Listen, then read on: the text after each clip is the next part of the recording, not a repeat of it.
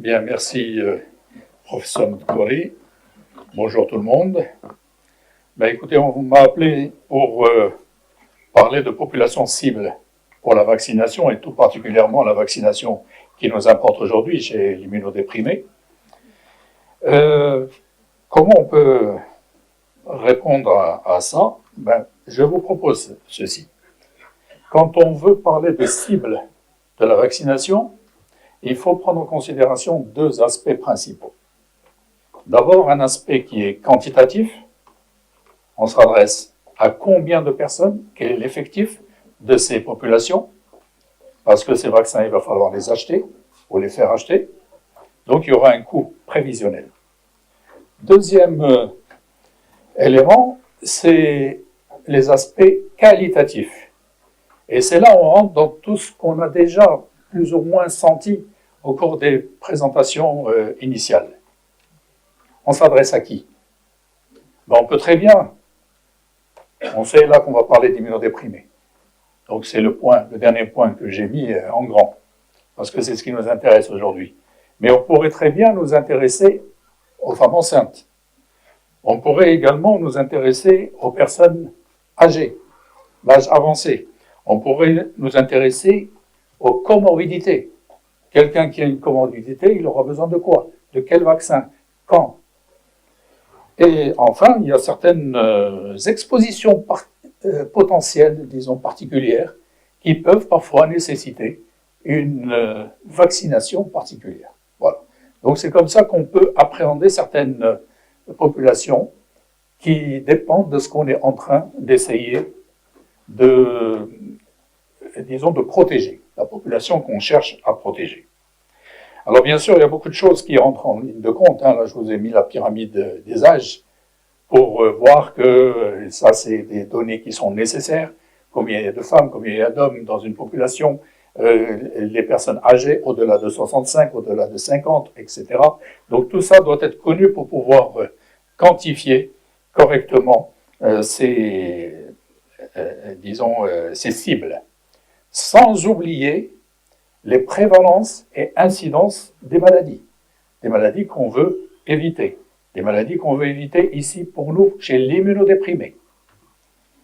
Alors, un rappel, vous connaissez très bien, c'est le problème des déficits immunitaires. Il y a le déficit primaire. Là, en général, c'est quelque chose d'héréditaire et qui va toucher l'immunité humorale ou l'immunité cellulaire, ou parfois les deux. Voilà. Et là, je vous ai cité les différents éléments qui peuvent être perturbés. Perturbation au niveau des anticorps, c'est l'humoral. Perturbation au niveau des cellules, donc c'est les déficits cellulaires, mais aussi possibilité d'avoir une combinaison des deux, cellulaire humoral, mais également les anomalies de la phagocytose, les anomalies au niveau du complément. Voilà ce qu'on peut avoir dans ce déficit primaire. À côté de ça, nous avons les déficits immunitaires secondaires qui nous intéresseront probablement beaucoup plus, puisque on va souvent les provoquer. Avec les thérapeutiques, vous avez vu déjà les discussions, les anti-CD20, les anti-TNF, etc. Donc on va être à l'origine d'une immunodépression chez un patient, et il va falloir le protéger avant de le mettre à risque. Et là, bien sûr, vous aurez certaines infections, l'infection à VIH, par exemple. Nous avons également les hémopathies malignes. Nous avons les personnes qui reçoivent de la radiothérapie ou les traitements par immunosuppresseurs. La chirurgie et les traumatismes, également, ça peut entraîner une immunodépression. On connaît très bien l'immunodépression dans les services de réanimation. Vous avez l'asplénique. Vous avez les maladies rénales chroniques également qui peuvent entraîner des problèmes d'immunodépression. Et vous avez l'âge, tout simplement, avec l'immunosénescence. Donc, il y a énormément de choses qui peuvent, être intriquées parfois et évoluer vers cette immunodépression. Alors, finalement, l'immunodépression, c'est un véritable challenge pour la vaccination. On pourrait essayer de répondre pour rester très très simple, pour dire, est-ce que l'immunodéprimé a besoin d'être vacciné? Ben, je pense que tout le monde est d'accord que c'est un grand oui. Il faut le vacciner parce qu'il doit être protégé, parce qu'on a vu les risques. Tout à l'heure, sur la première présentation, on a vu qu'il y avait des risques infectieux importants. Il est vulnérable aux infections, donc il doit être vacciné. Maintenant, le problème qui va se poser, c'est la vaccination est-elle efficace chez l'immunodéprimé? N'oublions pas qu'on parle d'un immunodéprimé. Or, c'est le système immunitaire. Le vaccin, il fait intervenir le système immunitaire. Est-ce que ça va marcher? Est-ce que ça va être un résultat optimal? C'est là où il va y avoir des discussions. C'est là où il va y avoir peut-être quand est-ce qu'on va donner, ce qu'on peut donner, ce qu'on ne peut pas donner, etc. Et qui va permettre progressivement de délimiter les populations qu'on devra vacciner. Et plus que ça, non seulement les populations qu'on devra vacciner, mais également quand vacciner cette personne par rapport à l'immunodépression qu'on va provoquer. Et dernière question, est-ce que la vaccination est bien tolérée chez l'immunodéprimé? On a vu, problème de sécurité. Et bien là aussi, il va falloir effectivement travailler sur ça, parce qu'on connaît, il y a des études qui ont été réalisées concernant un vaccin particulier par rapport à une maladie particulière, un autre vaccin par rapport à une autre maladie, etc. Ces données existent. Pour les nouveaux vaccins, c'est peut-être moins encore évident dans certaines pathologies, dans certaines immunodépressions, mais les données arrivent au fur et à mesure, et on peut être de plus en plus sécurisé par rapport à ça. Alors je terminerai ici en disant que les situations d'immunodépression sont en augmentation. Nous avons de plus en plus de personnes immunodéprimées. Il y a ceux qui existaient déjà, mais il y a aussi ceux qu'on provoque, parce qu'on utilise de plus en plus de biothérapie, etc., qui sont des produits qui vont entraîner une immunodépression. Donc le problème, il est réel. Donc le problème, il faut qu'on arrive à avoir, disons, les moyens de le corriger et de réduire le risque infectieux et justement de mieux utiliser cette vaccination qui va nous permettre d'améliorer les choses. Alors juste à titre d'exemple, c'est pas des choses qui répondent à des choses à faire ou des protocoles, etc. C'est juste des constats, par exemple. Est-ce qu'un vaccin vivant atténué peut être utilisé chez les immunodéprimés? Ben, ça dépend. Chez certains, oui, on peut. Chez d'autres, non. Eh bien, par exemple, les patients présentant des défauts de la fonction phagocytaire peuvent recevoir les vaccins viraux vivants atténués, mais pas les vaccins bactériens vivants atténués. Voilà, une petite particularité. Mais là, on est déjà dans le détail. Vous voyez ? Les enfants présentant des déficits en complément peuvent recevoir les vaccins viraux et bactériens vivants atténués. Ça ne pose pas trop de problèmes. Les enfants atteints d'asplénie, par exemple, peuvent recevoir les vaccins vivants atténués, viraux ou bactériens. Évitez quand même d'utiliser, par exemple, le vaccin contre la grippe vivant, parce que là, il y a quand même le choix, on a l'autre qui est beaucoup mieux toléré, etc. Donc voilà, c'est des choses comme ça qu'il va falloir maintenant utiliser pour essayer de mieux définir nos cibles vaccinales. Je prends l'exemple du zona. Regardez ici, on voit vers le milieu immunosuppression, HIV, les malignités. Regardez l'autre ratio, il est très en faveur du risque de zona. Vous voyez, si on se base juste sur l'âge, les personnes âgées, vous voyez qu'il y a un sur-risque, mais il est minime.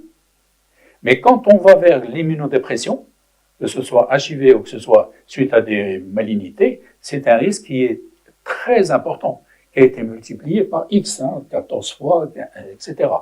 Donc, il y a un risque et il va falloir peut-être tenir compte également de ça. Et ça, ce n'est qu'un exemple. Je prends le même exemple pour vous montrer autre chose qui nous permettra peut-être de mieux cibler cette population à vacciner. C'est toujours concernant le zona. Vous savez que le zona, c'est la récurrence pour le VZV, varicelle zona virus. Il fait une varicelle, puis après il fera un zona. Bon, en général, on dit que celui qui a fait la varicelle va être relativement bien protégé. En général, il ne fera pas de zona à un âge jeune, parce qu'il a de bons anticorps, comme vous voyez. Donc il est protégé. Mais malheureusement, avec l'âge, vous voyez la courbe orange, avec l'âge, ben là, le taux d'anticorps commence à diminuer. La protection diminue. Et aux alentours de l'âge de 50 ans et au-delà de 50 ans, on a moins d'anticorps anti-VZV et on est à risque de faire un zona. Maintenant, c'est l'âge, on en a parlé, mais quand la personne est immunodéprimée, ben ce n'est plus l'âge de 50 ans. Maintenant, vous voyez la courbe en pointillé, les anticorps vont diminuer beaucoup plus tôt, et donc il va falloir la protéger bien avant. On ne va pas attendre qu'il ait 50 ans pour lui donner ce vaccin, par exemple. Bon, pourquoi cela? C'est juste pour voir qu'il va falloir peut-être étudier certaines pathologies en fonction du titre d'anticorps disponible.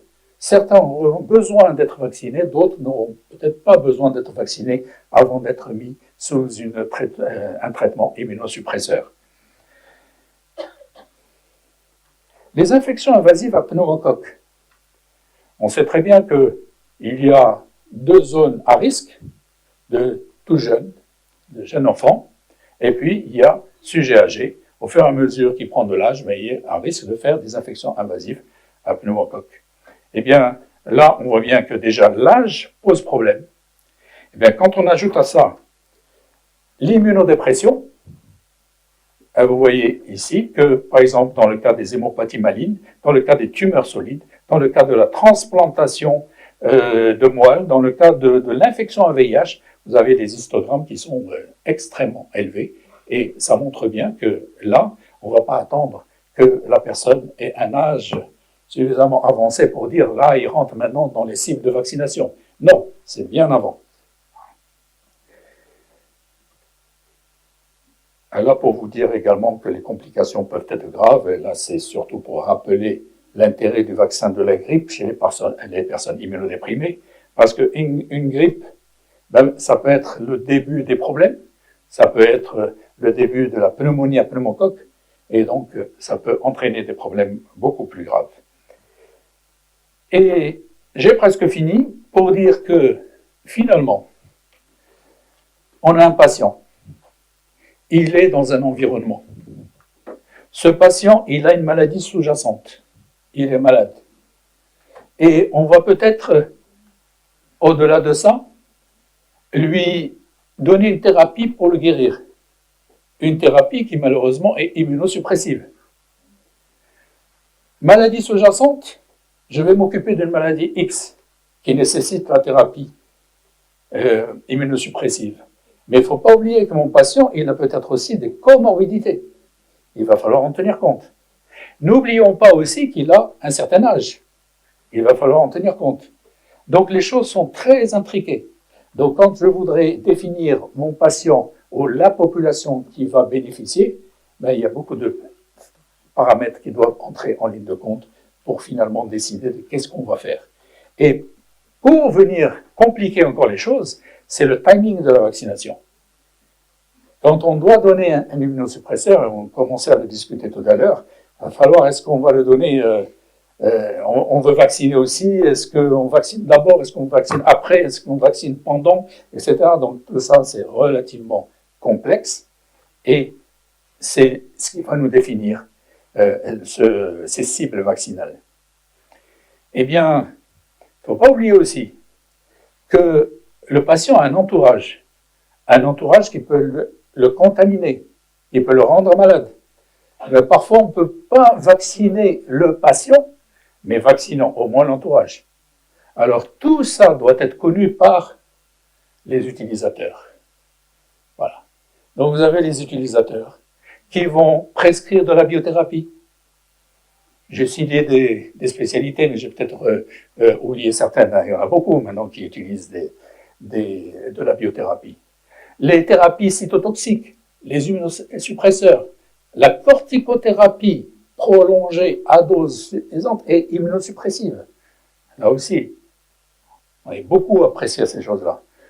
des situations d'immunodépression congénitale ou acquises à l'origine d'origine infectieuse, par exemple dans l'infection à VIH. Et là aussi, vous avez un certain nombre de spécialités. Donc, finalement, on se retrouve avec beaucoup de médecins, beaucoup de spécialistes qui doivent réfléchir autour d'un patient qui a besoin d'être immunodéprimé par un traitement immunosuppresseur. Voilà. Donc, c'est comme ça que se pose le problème de cette cible.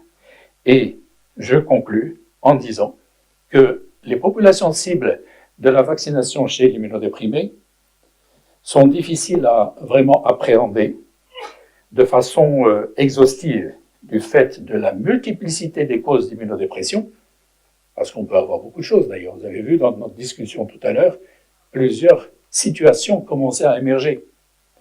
De l'intrication avec des pathologies sous-jacentes, les comorbidités, et éventuellement de l'âge ou d'autres choses. Et les nombreuses spécialités médicales concernées, chacun travaille à sa manière.